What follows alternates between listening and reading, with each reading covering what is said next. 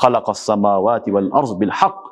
Allah uşun жалгыз zat, qahhar bolgan zat, asmandardı, жерди чындык менен жаратты дейт. Бул дүнүйө чындык жашоо, чын жашоо. Yani bunu oyun külkü için yaratkan emес. Oyun külkü bolup ele barıp kүйүп жок болуп кетпейт. Жок болот, бирок дагы тирилип кайрадан эсеп китеп болот.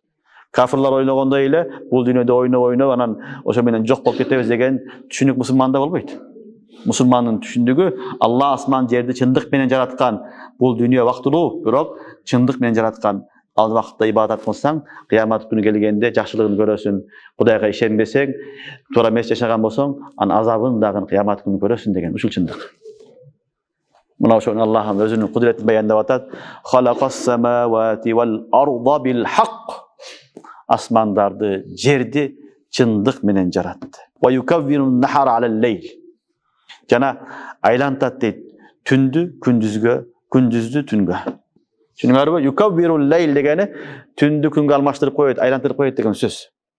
Бир заматта мына капкараңгы, бирок эртең менен таң атканда Аллах субханаху таала эмне кылат? Күндү алып келет. Не болот? Түн кетет. Бул ушундай күчтүү зат. Аллах субханаху таала не кылган? Асман жери жаратып, анын ичинде экиге бөлүп, 12ден 24 саат болсо, 12ден бөлүп, жарымын күндүз, жарымын түн кылып берип атат. Биз үчүн. Мына ушуну ким кылды? Аллах субханаху таала.